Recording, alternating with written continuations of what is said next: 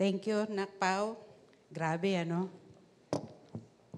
Entrance pa lang, talagang ramdam natin yung presensya ng Panginoon. Amen? Hallelujah. Magandang umaga po sa inyong lahat. At napakasarap po na bumalik sa presensya ng Panginoon. Magandang umaga po sa ating mga pastor, sa leader po, sa mga nanonood online. At syempre po sa ating mga bisita, kung meron po tayong mga ngayon lang nakadalo, kayo po ay welcome sa ating simbahan. Amen? Hallelujah. So, nandito pa rin po tayo sa team na able to break through ngayon pong buwan ng Setyembre. Ano po?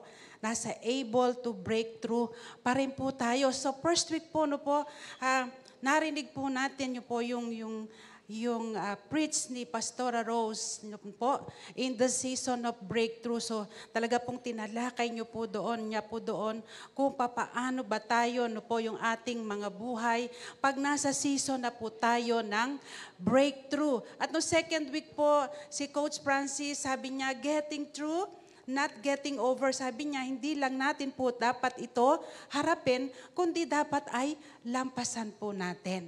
Amen po. At last week po, tinalakay po natin si Coach Yolando, sabi niya po, position to breakthrough. Dapat po daw tayo, nakaposisyon na po tayo sa breakthrough. At alam ko po, lahat po tayo ay nakaposisyon na. Nakaposisyon na po ba tayo? Lahat po nang nakaposisyon na, magsabi ng amen. O today po, ang ating naman pong pag-uusapan, napakasarap po, hallelujah. Pagkatapos mong magposisyon, matapos mong mag-ready, sabi ng Panginoon, it's time to cross over. Amen, hallelujah. It's time to cross over. Hallelujah. Ano po ang ibig sabihin po ng crossover? Ang sabi po, ng crossover, a point or place of crossing from one side to another side. Sabi po yan, a point or place of crossing from one side to another side. Ano naman po ang sabi ng Bible? Ang sabi niya po doon sa crossover, sabi po ng Bible, crossover is committing to live in Christ. At sa 2 Corinthians 5:17, sabi nga po, pag ready ka na po daw, na ikaw ay lumakad kasama ng Panginoon. Sabi po sa 2 Corinthians 5:17, sabi po, sabay-sabay po tayo. Sabi po, therefore, if anyone in Christ, he is a new creation. The old has passed away. Behold, the new has come.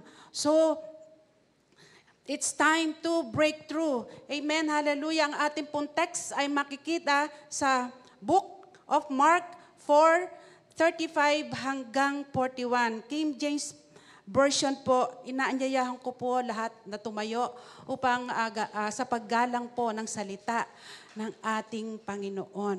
Tayo po ay babasahin po natin ito, tayo po ay magsasalitan, hallelujah, ng pagbabasa.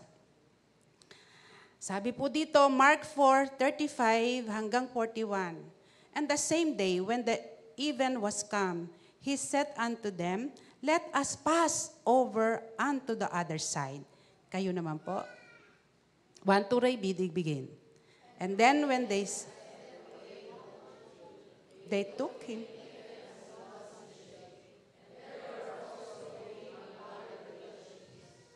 And there arose a great storm and wind, and the waves beat into the ship, so that it was now full. Kayo naman po.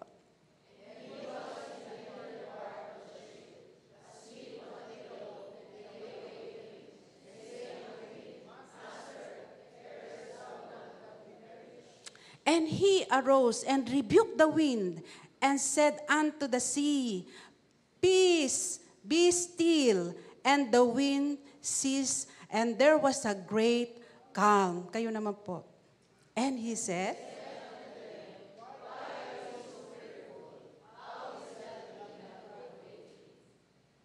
and they feared exceedingly and said one to another, "What manner of man is this, that even the wind and the sea obey him?" Let us pray po.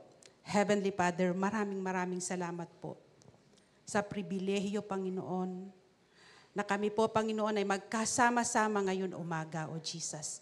Lord God, you are the reason why we are singing. You are the reason why, Panginoon, kami po ay nagpupuri sa iyo. At ikaw din po ang rason, Panginoon, sa mga salita, Panginoon, na amin po ngayong tatalakayin, O Lord God. Ikaw po ang manguna, ikaw po, Panginoon, ang maitaas, O Lord God. Lord God, hallelujah, samahan mo po ang iyong lingkod. Gamitin mo lamang po ako, Panginoon. Panginoon, maraming salamat po sa pangalan ni Jesus. Amen and amen. Makakaupo na tayo, mga magulang at mga kapatid. Hallelujah.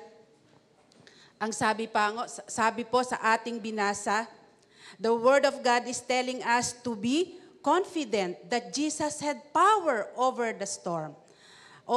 Power over the storm of life. Experiences them alongside us. Love us, save us from them, and wants us to trust Him more than we do. Ang tanong po, ano ang gagawin mo po kapag sinara na ng Diyos ang isang pinto? Ngunit may bagong pinto na alam mong para sa iyo. Pero hindi mo pa nakikita at nararanasan. Hallelujah. Ano po kaya ang gagawin mo? Handa ka ba sa transisyon? Handa ka po ba sa transition na gagawin ng Panginoon sa iyo? Hallelujah. Handa ka po ba? Yung pong handa, magsabi ng amen. Hallelujah.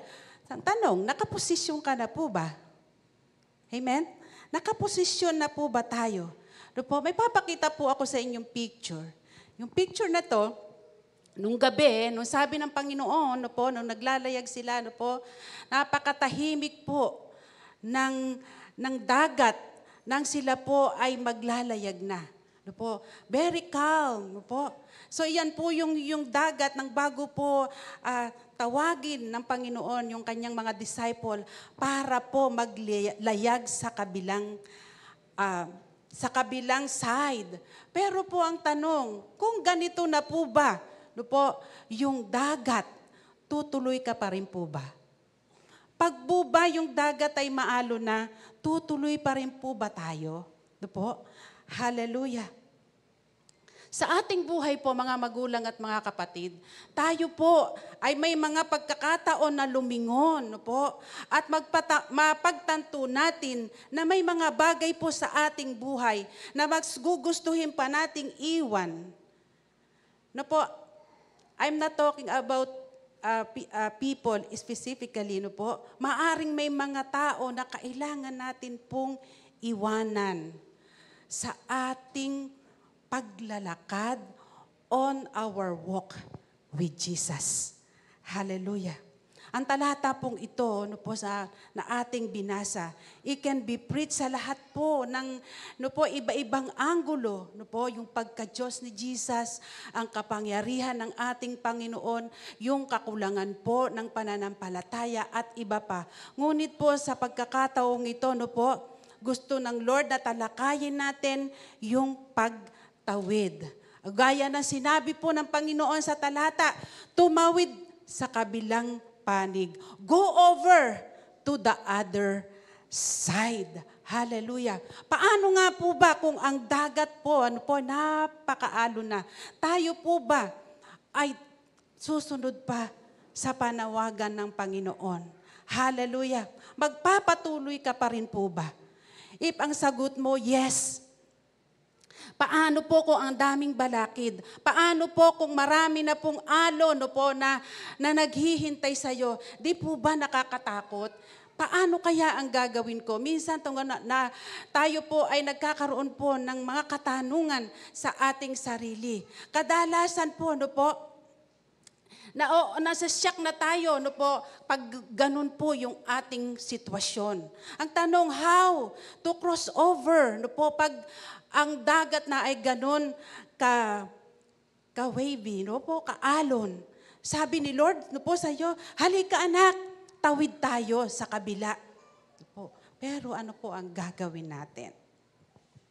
So yun po ang ating tatalakayin ngayong umaga. Una po, hallelujah. Number 1 po, sabi po ng Panginoon, obey the Lord. Amen? Hallelujah. Sumunod ka sa Panginoon. Hallelujah. Going to the other side of the lake was God's commandment. Yan po ay kanyang utos. Sabi niya, halika kayo, tumawid tayo. Tandaan po natin na inanyayahan po ni Jesus ang mga tao para po tumawid. Ito po yung kanyang idea, initiative po ng ating Panginoon. Hallelujah. Sinabi ni Jesus sa kanila, tumawid tayo. No po, malinaw po ng pagkakataon na yun, no po, hindi po inaasahan ng kanyang disciple, no po, na tumawid, no po. Kasi, no po, siguro po, nung time na yon, masaya na silang manatili doon sa kinalalagyan nila. No po, masaya na po sila sa kinaroroonan nila, komportable na po sila doon sa kanilang kinalalagayan. Nakikita po natin dito, no po, utos ng Panginoon sa kanyang mga disciple. Kaya, ang ginawa niya ng mga disciple, sumunod. Di po ba? Pero ano po ang tanong? Sa kabila ng kanilang pagsunod sa Panginoon, napunta pa rin po sila sa gitna ng dagat, nakaranas ng mga hagupit ng alon. No po? Totoo po ba minsan sa ating buhay, sa kabila ng ating pagsunod sa Panginoon, bakit nakakaranas pa rin po tayo ng mga pagsubok? Kaya minsan po, no, tinatanong natin sa Panginoon, no po, pag nandun na tayo sa pagsubok, Lord, don't you care? Di po ba tinatanong po natin yan sa Panginoon? Hallelujah. Church, alam niyo po ba, kung alam po natin na tayo ay nasa kalooban ng Diyos, hindi natin problema po yung mga susunod na mapangyayari. Totoo po ba yun? Hallelujah. Si Lord na po yung bahala doon, no po. Trabaho po ito ng Panginoon, yung susunod na magaganap. Dahil alam mo, alam ko, sumunod ka sa pinagagawa ng Diyos sa atin, sa ito, alam po natin na nakakaakibat po yung mga pagpapala. Ako po naniniwala pag sumunod ka kay Jesus, no po, ang isang importante pong desisyon sa iyong buhay. Ang pagsunod sa Panginoon. Ang sabi nga po, sinasabing wise decision po ng isang mananampalataya bilang isang Kristiyano, wise decision po natin na sumunod sa ating Panginoon. Amen? Sabi po ng talata, pansinin niyo po, no? Mayroon pang maraming bangka bungkod po doon sa mga disipulo. Sabi ng talata, there were also other boats with him. We have always thought no po na they cross alone. Hindi po, meron pong mga bangka na nakasunod sa kanya. Church, ako po naniniwala, po, kung hindi ka pupunta, kung hindi ka susunod, marami pa pong susunod na naniniwala sa ating Panginoong Jesus. Amen? Hallelujah. Kung hindi ka susunod, hallelujah. Marami pa, ibig sabihin po nito, ibig sabihin po, marami pa pong bangka na kasama ang ating Panginoon. Ibig sabihin, maraming nakaranas po ng hagupit ng alon. Hindi ka lang po. Amen? Hallelujah. Sabi po sa Job, sa Job 36:11, ano po ang sabi ng Panginoon sa iyo? Kung susunod sila at maglilingkod sa Kanya, buong buhay silang mamumuhay sa kasaganaan at kaligayahan. Amen. Hallelujah. Ito po, no po, ang promise ng Panginoon sa atin. Kasaganaan at kaligayahan. Amen. Hallelujah. Ano pa po? Hallelujah. Number 2, how to cross over. Sabi po ng Panginoon sa iyo, trust Him. Magtiwala lang po sa Panginoon. Hallelujah. Stay in the boat. We all face storm. How through the storm niyo po na hindi tayo dito makakaiwas. Even faithful Christians are not immune from them. Kahit po yung mga faithful na Kristiyano, kahit na po ang mga faithful na leader, kahit na po ang mga faithful na po na tagasunod ni Christ, ay hindi po immune sa mga alon ng buhay. Yes po, mahirap po ang buhay mga magulang at mga kapatid. This is a great truth. One of the greatest truth. Because once we truly see this truth, mga magulang at mga kapatid, malalampasan po natin ito. Amen? Hallelujah. Kung nag-a-agree ka, papalakpakan mo po ang ating Panginoon. Hallelujah. Ang mga bagyo daw po nito, hindi natin maiiwasan. Kaya kung ikaw ay humarap sa isang bagyo ngayon, tandaan po natin, hindi ka po nag-iisa. Kailangan nating harapin yung bagyo. Hallelujah. Maraming bagyo sa buhay, alam po natin yan, mahirap sa buhay. Mahirap po na marami pong problema. Minsan kadalasan, pero sabi po dito, sabi dito, minsan yung mga bagyo kasalanan natin. At minsan naman po, hindi natin kasalanan. Pero po mga magulang at mga kapatid, tayo daw po ay dapat tayong maghanda sa padating na masasamang panahon. Amen po, hindi maiiwasan ang mga bagyo. Storms are unavoidable. Hindi po natin sila maiiwasan. Pero ang pinakamahirap po, sa buhay ng lahat, yun po, may isang bagyo po talaga po na nakakatakot minsan sa ating buhay. May isang bagyo talaga na tayo po talaga ay nahirapan. Nangyari na po ba sa atin yun na talagang may problema tayo na minsan ay tayo ay natakot na.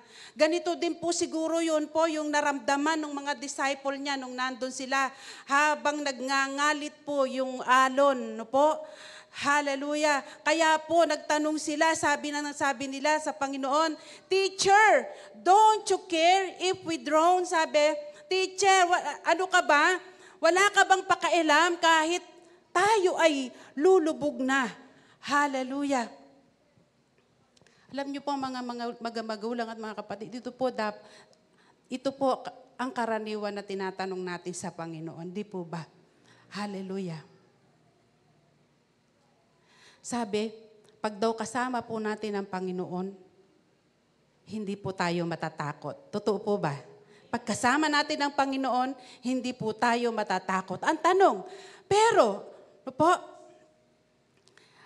paano kung hindi na nakikialam ang Panginoon? Hindi na po siya nagmamalasakit. Hindi na po umaayon ang panahon sa atin, lalo na po sa mababigat na sitwasyon. Hallelujah.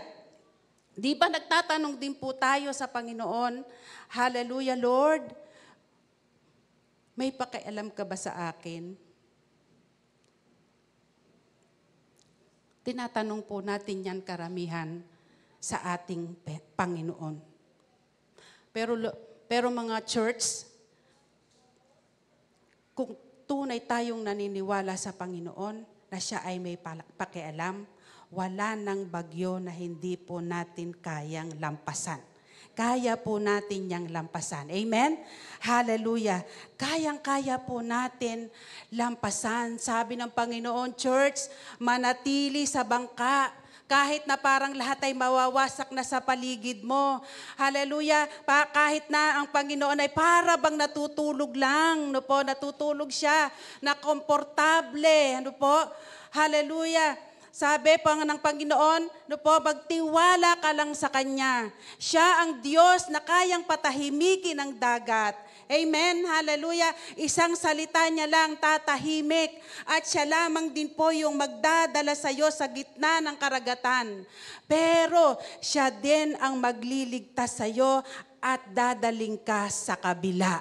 Amen, hallelujah. The good news is kapag nakarating ka na doon, magkakaroon ka ng great na kwento na ikukwento mo, testimony mo, katulad ng mga alagad nang sila ay nakatawid na sa kabila.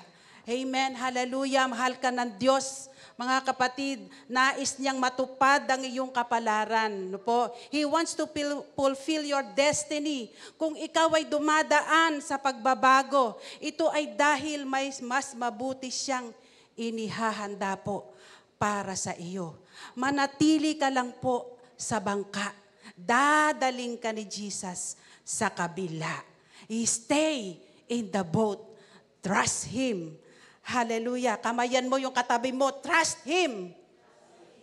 Sabi po sa unang Pedro 5:7, ipagkatiwala nyo sa Kanya ang lahat ng kabalisahan nyo dahil nagmamalasakit siya sa inyo. Hallelujah. Hallelujah. Ano pa po? Pangatlo, sabi po ng Panginoon, have faith. Hallelujah. Magnampalataya. When we most need our faith. Kailan po ba natin kailangan yung ating pananampalataya ng higit sa lahat? Alam niyo po, pag ang pamumuhay ay walang faith, okay lang. Or epektibo. Epektibo lang po yon kapag tahimik yung mga alon. Kapag wala kang problema, epektibo lang kahit wala kang faith. Kaya nating mamuhay na mag-isa kapag maayos ang takbo ng buhay natin. Totoo po ba yun? Pag maayos ang takbo ng buhay, easy-easy lang po tayo. When the seas of lives are calm, we don't need our faith. We can just live, no po? We can live just fine without it. Ngunit ano ang mangyayari kapag ang buhay ay magiging mahirap na? Kapag tumama na po ang yung bagyo, what happens na? But what happens when life gets difficult? When the storms hit? Ano pong mangyayari? That is when our faith po ay kailangan po natin. Pero sabi ng Panginoon, but there's the things about our faith. Yung faith po natin, hindi po yan lagi lang yung pong nilalagay sa bulsa na kapag po kailangan natin ay kukunin natin.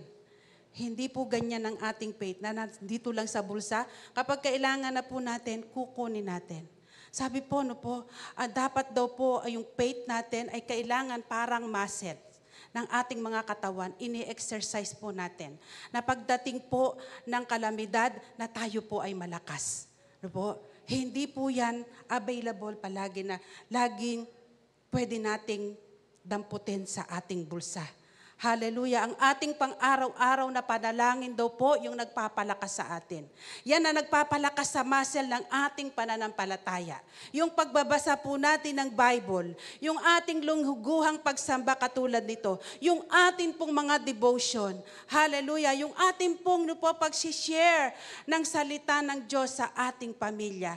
Iyan po yung nagpapanatili ng lakas ng ating pananampalataya. Yun daw pong faith, yung tayo po ay para daw pong naglalaro, ay parang tayo daw po ay parang mga manglalaro. Ang dahilan kung bakit nagpapatuloy yung mga nagbabasketball na nag-iensayo, bakit po? Bakit po sila lagi pong nag-iensayo? Dahil po, pagka gusto na po nila na sila ay makascore at manalo, kapag nandoon na po sila sa bingit ng kanilang laro at lahat po ay nahihirapan na, bumabalik po sila doon sa pag-iensayo nila na 100 or 1,000 times na nilang ininsayo. Totoo po ba? Inaalala na po nila kung papaano sila makakakuha ng goal. They go back to what they have practiced 1,000 times. In other words, kapag dumating ang bagyo ng buhay, maaari po tayong bumalik sa panalangin. Maaari po tayong bumalik sa salita ng Diyos, sa pagsamba. Amen, hallelujah. Yung ginagawa mong devotion nung tahimik pa ang panahon. Nung wala ka pang problema, ginagawa mo ito. Hallelujah. Gawin po natin ito. Go back sa ating mga devotion upang makaharap tayo, maharap po natin lahat po ng bagyo sa ating buhay. Hallelujah. Even though He sleep, Jesus is in the boat. He is with us.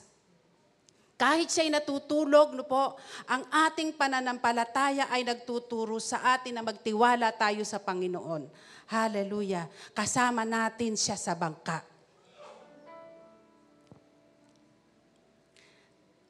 Para lang siyang natutulog. Natutulog siya, nagpapahinga, pero kasama natin siya. Akala mo lang, tulog siya. Amen.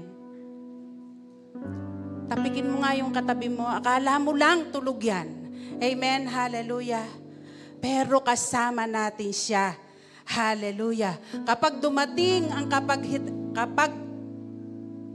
kapighatian at hindi siya tumulong agad, ayos lang mga magulang at mga kapatid. Humawak ka lang ng matatag. Huwag mag-aling-langan po, kundi magtiwala ng buong puso na si Jesus ang kasama mo sa bangka. Amen. Sapagkat sa kanyang tamang panahon, siya ay tutulong sa atin.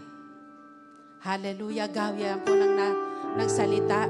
Si Kristo ay nasa bangka kasama natin at sa tamang panahon, tutulong siya. Dahil sa tingin ko, si Jesus, hindi lang natutulog sa bangka. Maaari din po natin siyang gisingin po. Gisingin natin siya. Ang ating pananampalataya at mga panalangin ay maaaring gisingin ng Panginoon. Nang matagpuan ng mga alagad yung kanilang mga sarili na nandun na po sila at sila po ay nag-struggle, nakipaglaban sila sa alon, tinatanong nila, nagmamalasakit ba ang Panginoon? Pero alam niyo po, yung pinakamagaling na kanilang ginawa, naisipan po nila nagisingin ng Panginoon. Amen, hallelujah. Anong ginawa? Ginising nila si Jesus. Hallelujah. Isipin niyo po, nandun na tayo sa bangka, talaga po lahat nagpapanik. Alam niyo po, dapat magpasalamat sila sa taong ito na gumising sa ating Panginoon. Amen? Ginising nila ang ating Panginoon. Hallelujah. Hindi ba yun po yung best na regalo sa atin? Yung pagiging narindito po tayo sa komunidad na ito, sa ating church, Ang simbahan na tulad po tayo ng isang bangka na kapag po tayo ay nasa bagyo na, may isang tao po na makakaisip na gisingin ng ating Panginoon. Na ang church ay nagpapanik, pero merong kang katabi nagigising sa ating Panginoon. Hallelujah. Kapag tayo ay nagpapanik na merong kang mahal sa buhay, nagigising sa ating Panginoon na sasabihin niya, Lord, gumising ka. Kailangan ka ng mahal ko sa buhay. Kailangan ka ng aming church. Kailangan ka ng aking leader. Kailangan ka ng aking asawa at anak. Amen. Hallelujah. Kaya church, napakahalaga po nang meron tayong ganitong komunidad. Hallelujah. Meron tayong church. Dahil kapag tayo ay natrap na, merong gigising sa ating Panginoon. Hallelujah. Hallelujah. Meron po tayo na kamananampalataya. Meron po tayong kapatid na siya po yung nagpapatatag sa ating pananampalataya pag po tayo ay nanghihina. At sabi po, yung simbahan is parang team din po ng palaro. Hindi lang po ikaw yung gustong maka-score. Hindi lang ikaw yung palaging gustong tumira. Nasa iisang bangka tayo at kapag ang mga bagyo ay sumalanta sa paligid, kailangan natin ng isang tao upang gisingin ang ating Panginoon. Siya po yung pupukaw sa presensya po ng ating Panginoon. Hallelujah. Hallelujah. Minsan kailangan lang po nating gisingin ang ating Panginoon sa pamamagitan ng ating pagsamba, panalangin, devotion. Hallelujah. Tandaan po natin, nagmamalasakit po ang ating Panginoon dahil ayaw kanya pong mapahamak. Amen. Hallelujah. Sabi po sa 1 Corintios 16:13, maging listo kayo at magpakatatag sa inyong pananampalataya. Magpakatapang kayo at magpakatibay. Hallelujah. So, ang aking pong iiwan, hallelujah, sa aking pagtatapos, kahit po sa Old Testament, after po ni Moises, pumalit po si Joshua. Kung nabasa niyo po, alam niyo po ang istorya sa Joshua chapter 3. Gaya po ng paghahanda ni Joshua. Bago po sila tumawid sa ilog ng Jordan, si Joshua po ay sumunod. Si Joshua po ay nanampalataya, nakinig siya sa pinag-uutos. At ang sabi po ni Joshua, bago po sila tumawid, sabi po niya doon sa kanyang mga kasamahan, prepare yourself. Sabi po dito, purify yourself, sabi ni Joshua. Hallelujah. Purify nyo ang inyong mga sarili. Kasi bukas gagawa ang Panginoon ng himala. Amen. Hallelujah. Ang sabi niya, hallelujah, kapatid, purify ourselves dahil bukas may gagawin ang ating Panginoon. Hallelujah. Ng mga himala. Hallelujah. Malinaw po na sinasabi na bago po gumawa ang Diyos ng himala sa iyong buhay, kailangan i-purify po natin ang ating mga sarili. Kailangan po, hallelujah, nalinisin po natin, hallelujah, ang ating mga sarili. Iwanan na po natin, hallelujah, tanggalin na po natin yung mga balakid, yung hindrances na pumipigil po sa ating pag-move on. Hallelujah, sa ating pong move forward. Hallelujah. Yung kasalanan po na patuloy po na umaalipin sa atin. Yung kasalanan po, yung sakit ng kalooban po na lagi po nating naaalala. Yung pong tao na hindi po natin mapatawad. Hallelujah. Kalimutan na natin po yun. Linisin na po natin. Iwanan na po natin ang sabi ng Lord, purify yourself at may gagawin akong himala sa iyong buhay. Amen. Amen. Hallelujah. Hallelujah. Palakpakan natin ang Panginoon. Hallelujah. Last week po, pumosisyon na tayo. Naniniwala ako, na pinaghandaan na po ng marami. Hallelujah. Na tayo po ay pumosisyon na para makasama po tayo sa pagtawid ng Panginoon. Amen. Napakasarap po. Hallelujah. Kung nais mong maging Kristiyano, sabi, tiyak makakaranas ka po ng pagsubok. Pero, kung tatawagin mo ang Panginoon, makikinig po siya sa iyo. Amen. Call upon Jesus. Call upon Christ for yourself, for your family, for your church, and for our word sa atin pong mga kapaligiran. And He will answer in His own time. Hallelujah. Hallelujah. Alam niyo po mga magulang at mga kapatid, one day all the storms of life will end. The sea will peaceful, magiging payapa rin po yan. The sea will be peaceful and calm forevermore. Isang araw po tatahimik sila magpakailanman. Magpapatuloy ang buhay na maging mahirap, ngunit sa kabila ng lahat, panghawakan po natin ng kanyang mga himalang gagawin. Ang sagot ng Panginoon sa disciple, always yes. Hallelujah. Sabi, don't you care, Jesus? Sabi ng Panginoon, yes. Jesus care. And that's all matters, mga magulang at mga kapatid. It is what gives us peace in the midst of our storm. Hallelujah. Hallelujah. Jesus care. Hallelujah.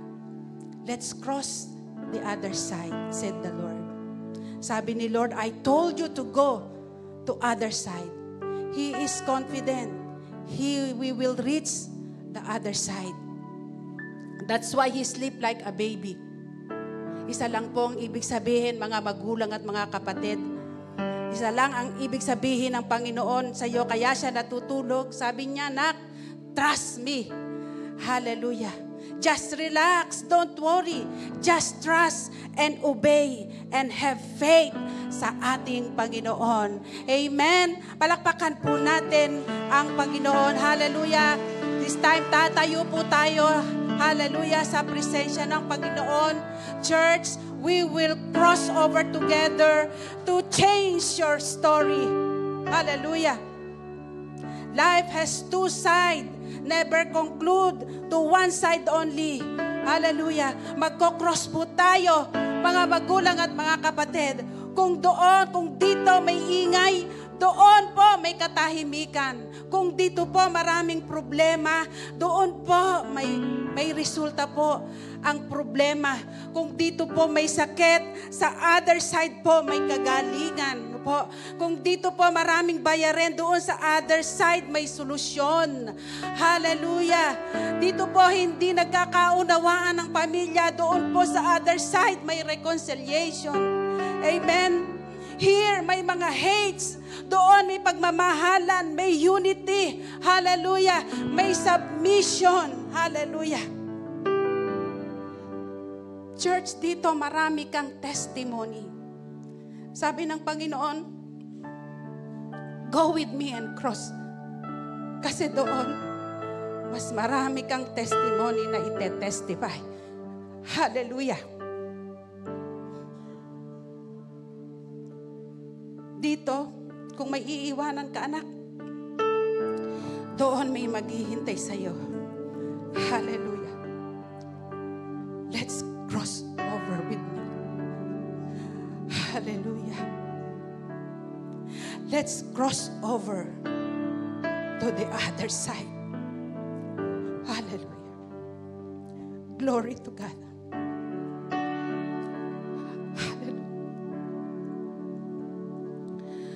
Hallelujah. Church, this is the time to cross over. Pumosisyon na po tayo last week. Nag-ready na po tayo. It's time to cross over with Jesus. Marami pong magagandang bagay na prepare sa iyo ang Panginoon. Di kanya po bibiguin.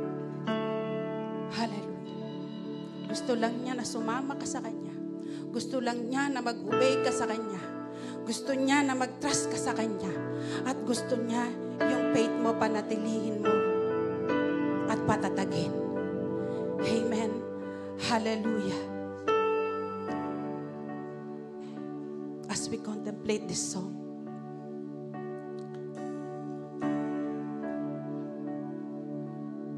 atin pong awitin ang awit na ito. Sabihin natin sa Panginoon, I just want to speak the name of Jesus this morning. Over every heart and every mind. 'Cause I know there is peace within your presence. I speak Jesus.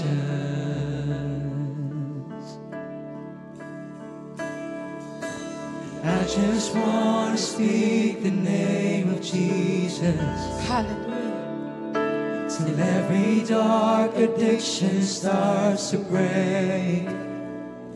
Be ready yourself. Hallelujah. There Hallelujah. is hope and there is freedom. I speak Jesus.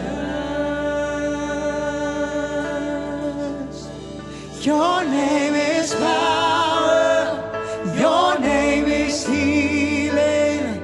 Your name is life.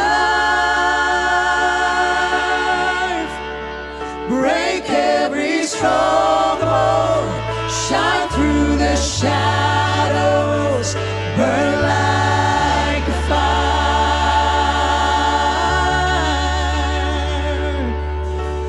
I just want to speak the name of Jesus.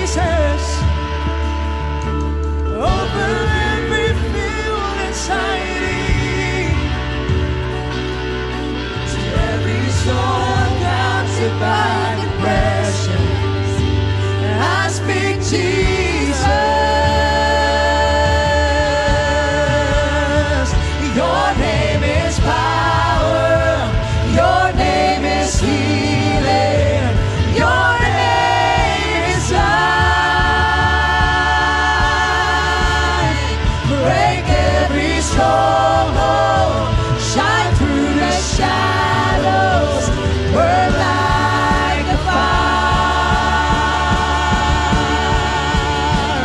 Your name is power, your name is healing, your name is light. Break every stronghold, shine through the shadows, burn like a fire. Hallelujah! Hallelujah! We worship you! Hallelujah! Hallelujah! Church! Hallelujah! Maghawak-hawak po tayo ng kamay. Hallelujah! Hallelujah! Habang inaawit natin ang awiting ito. Hallelujah! Tayo po ay mag-move forward. Hallelujah! Tanda na tayo ay magko-crossover kasama ng ating Panginoon. Amen! Hallelujah! Pagbilang po ng 3, hallelujah, tayo po ay hahakbang ng isang hakbang. Amen! Hallelujah! Hallelujah!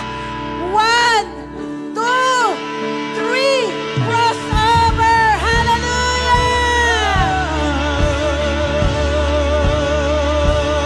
Shout Jesus from the mountains, Jesus in the streets, Jesus in the darkness over every enemy. Jesus for my family, I speak the holy name.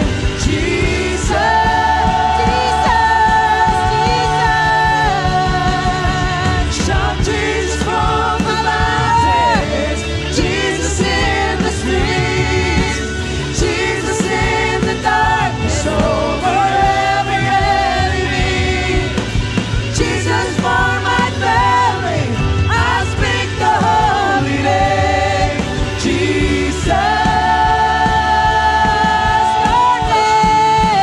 Your name is power, your name is healing, your name is life. Let's continue to declare that the name of the Lord, hallelujah, Every soul, break every stronghold, God.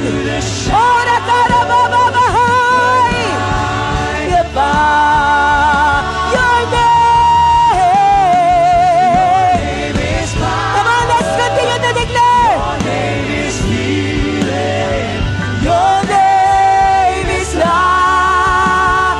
God, this morning, break every stronghold. Shine through the shadows, burn like a fire. Hallelujah. Panginoon, maraming salamat for reminding us about your word that this time we need to cross over, God, sapagkat Panginoon, doon sa aming paghakbang at doon sa pagpunta namin sa lugar na nais mong puntahan namin, Lord, nandun yung promised land. Nandun, Panginoon, yung mga pangako mo. Nandun, Panginoon, yung mga pagpapala. Nandun, Panginoon, yung breakthrough. Nandun, Panginoon, yung restoration. Lord, nandun, Panginoon, lahat ng mabubuting bagay. Naniniwala kami, Panginoon, as we cross over sa bawat sitwasyon namin. Lord, continue to give us courage, Lord God. Give us courage to cross over.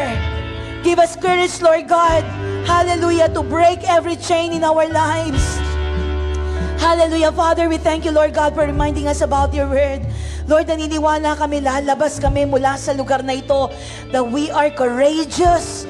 Lord, meron kami, Panginoong, kapayapaan in our hearts, sapagkat pagtawid namin, we are not alone.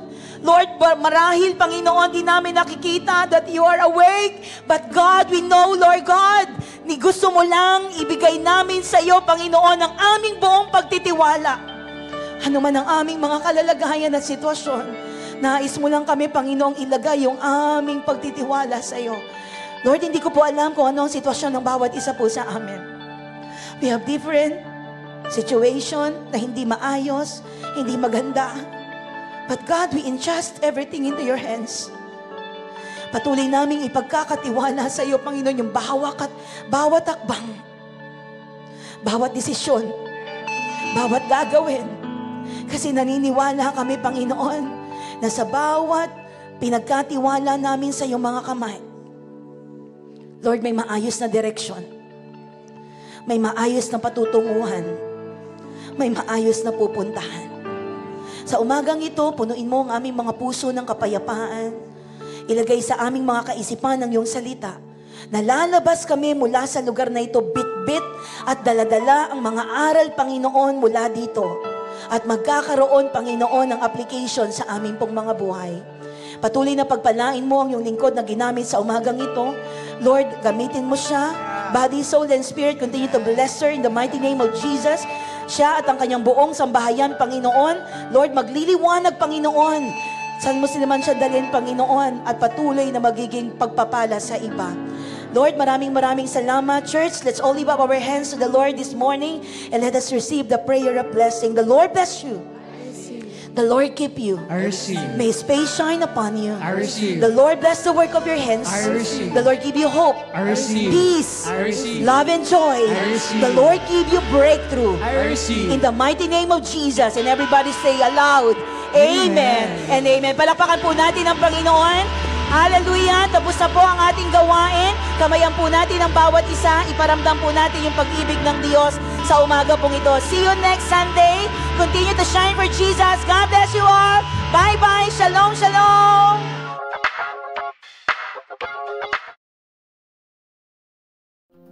Kung nakaabot po kayo sa dulo ng preaching po na ito, nais po namin kayong pasalamatan na nagmumula sa aming mga puso sa inyo pong pagsuporta at pakikinig ng salita ng Panginoon na handog po sa inyo ng Light Church May Kawayan. Truly indeed, that through this platform po, marami na po tayong naabot sa paanan ng Panginoon for His glory and for His honor. And ngayon pong oras na ito, kung nais nyo pa pong suportahan ang gawain ng Panginoon, you can easily finance and support and give sa ating pong platform sa gawain ng Panginoon. Pwede po tayong manood ng ating pong mga live stream. Meron po tayong worship Sunday services po every Sunday. That is 10:30 a.m., 1 p.m. for the youth, 4 p.m., 7 p.m., and 11 p.m. po. Philippine time po yan. Maraming salamat po ulit sa inyong time. At sa susunod po na ating po mga preachings, patuloy po nating suportahan. Maraming salamat po and shine for Jesus.